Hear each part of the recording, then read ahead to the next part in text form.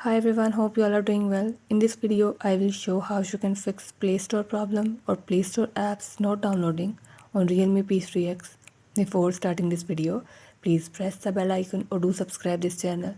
Let's start our video without wasting any time.